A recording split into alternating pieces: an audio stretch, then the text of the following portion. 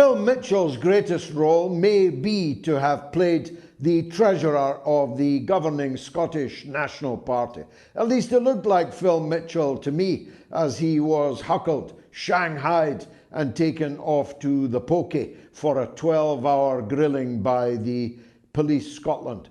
And this follows, of course, Mr. Nicola Sturgeon, the Chief Executive Officer of the SNP, who last week was huckled similarly ignominiously into the back of a paddy wagon. Not the Dunfermline passion wagon, which may or may not be relevant to the police inquiries. That is too behind bars in a police pound. I reiterate my offer to buy the said passion wagon, not for passion, but to take around Scotland on an anti-SNP bandwagon. I'll start the bidding at £10,000, officer, if you'll let me have it when the time is right. That leaves only one standing. The three signatories of the SNP's annual accounts, which are the proximate reason for the police investigation.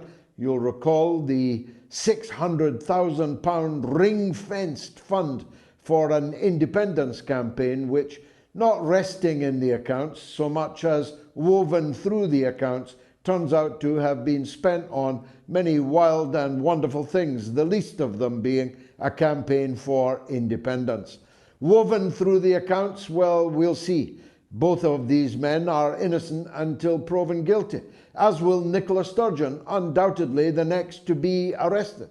Indeed, according to the London Times Scottish edition, now running on the press, that arrest may come tomorrow. If it does, it answers the question as to why she so abruptly demitted office as Scotland's First Minister just a couple of months after assuring everyone there was still plenty of gas in her tank or lead in her pencil. I forget which metaphor she used.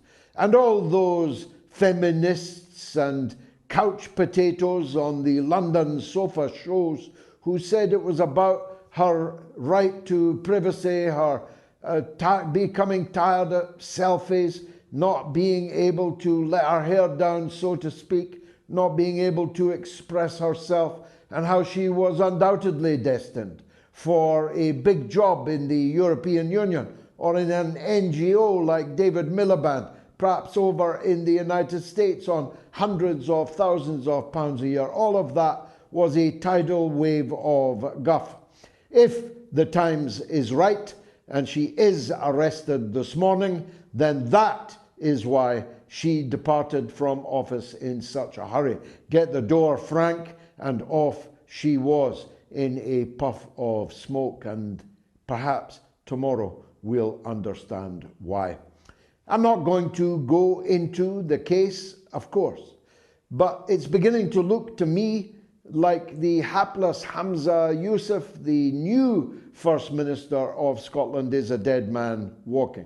This government of his cannot possibly sustain this level of pressure, dependent as it is on a tiny group of crazed gardening section government partners, the so-called Scottish Greens, who care far more about personal pronouns and transgenderism than they have ever cared for the Scottish countryside, for the Scottish environment. Indeed, a significant number of them aren't even Scottish at all. They're not Scottish, they're not Green. They're freaks. It's a freak show, the Scottish Green Party.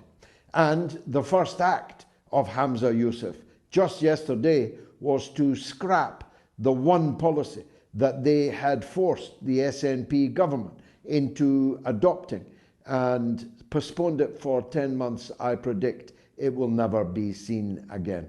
They, of course, were also the trailblazers for the so-called Gender Recognition Act, which permitted men, merely by so declaring, to transform themselves into women, ending up in women's prisons with all the horrors that we know are attendant upon that. They were also the trailblazers in the so-called Hate Crimes Act, which made it a criminal offence in Scotland. Luckily, I'm not there. Even in your own house, perhaps especially in your own house, around your own dinner table, with your own family, made it a crime for me to use the words I've just used in relation to people's orientation, people's gender choices.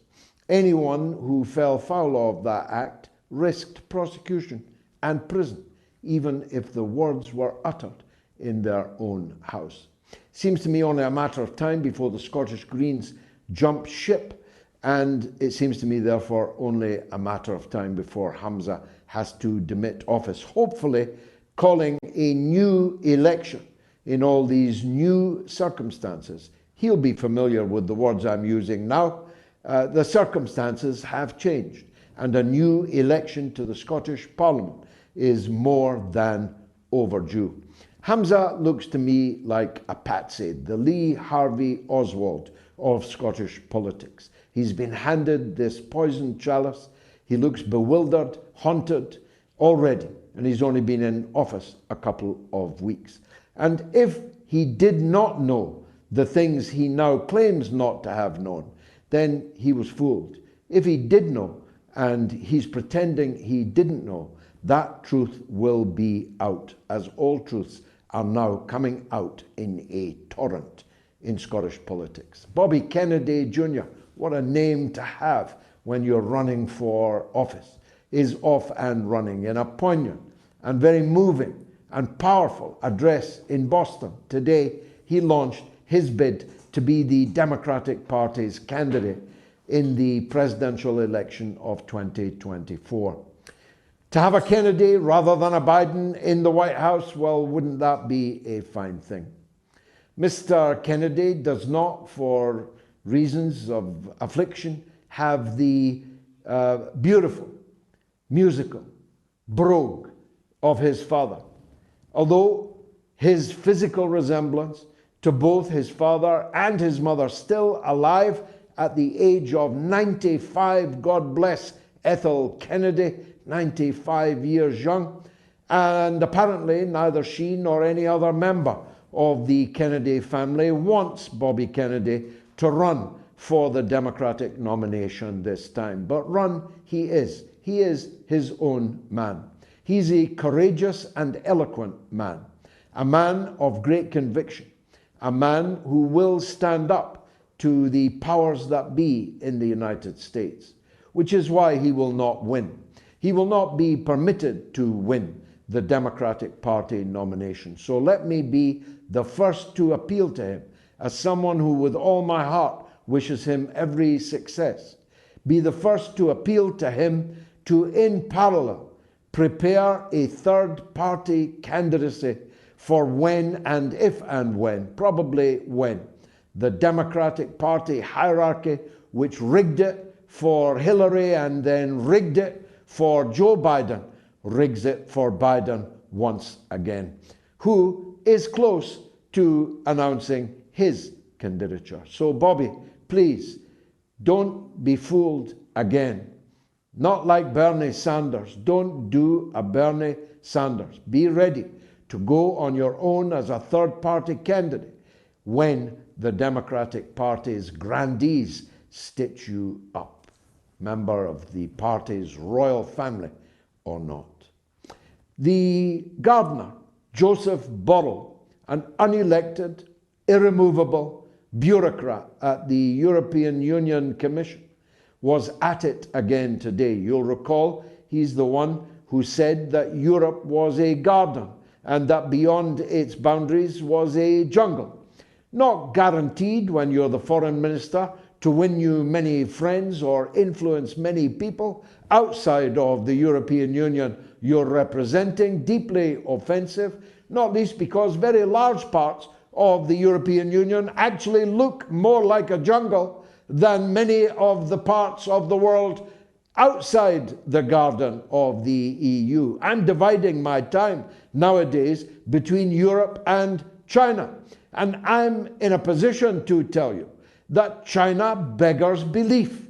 The pace, the scale of its growth, of its vaulting, gigantic growth beggars description almost. And I'll be trying over the next months to explain more of it to you, but accept the word of Claire Daly, MEP, who said it was jaw-dropping. And she's just back from her latest visit to China.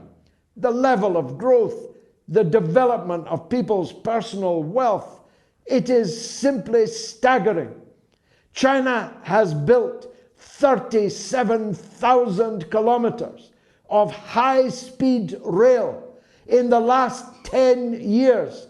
The United States has built zero, zilch, nothing, none, not a single mile of high-speed rail exists in the United States. And China has built 37,000 kilometers in 1 decade, and it hasn't stopped yet. If you look at a map of the Beijing Underground from 10 years ago and compare it to the Beijing Underground now, you would not believe the level of development. Britain can't even lay 20 miles of so-called high-speed track between London and Birmingham to knock 9 minutes off the journey, whilst these Chinese trains are traveling at 300 kilometers per hour.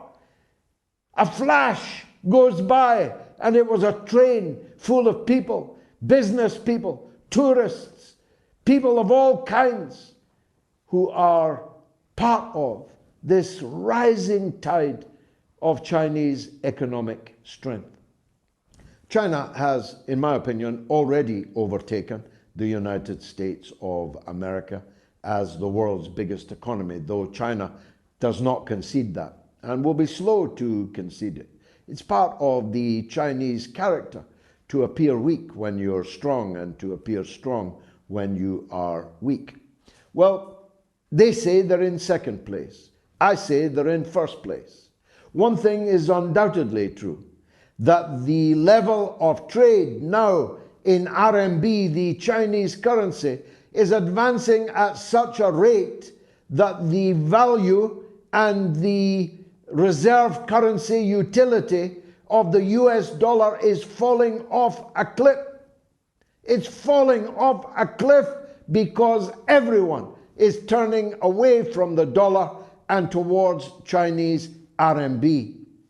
And that's because people are turning away from America. Kennedy said today that Joe Biden had destroyed American foreign policy. Well, he didn't invent that destruction. He certainly accelerated it. And it was never a great foreign policy to begin with. But that it is now being destroyed is self-evident to anyone with eyes.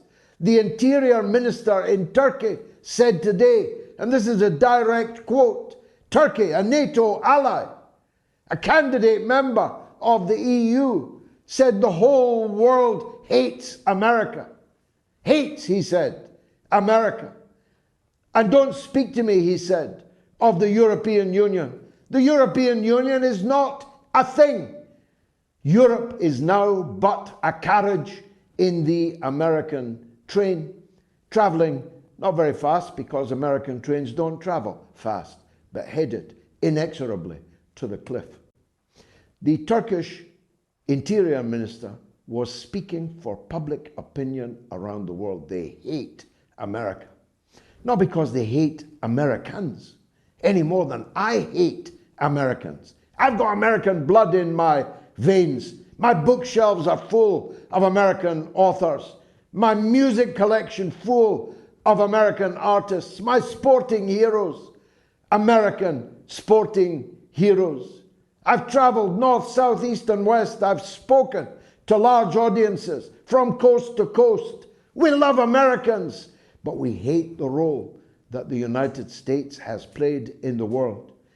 And we in Europe absolutely hate the way that we have been forced to commit continental suicide for the American determination to use the poor people of Ukraine as a spear in the back of Russia. A spear which is now broken. It is said, although it's sometimes unsaid, it is deliberately confused, that the Ukraine is about to launch what they call a counter-offensive. It will not succeed. It cannot succeed. It cannot succeed because a nuclear-armed superpower can never allow itself to be defeated in a conventional war by its next-door neighbor. Put yourself in the Russian shoes for a minute. Could the United States allow Mexico or Canada to defeat it in a war using conventional weapons? It's a preposterous idea. This is existential for Russia. Just like a Chinese-based Mexico or a Russian-based Canada could not be permitted to exist as an existential threat to the United States and would not be permitted to become so. So it is by definition impossible for the Ukrainian counter-offensive to succeed.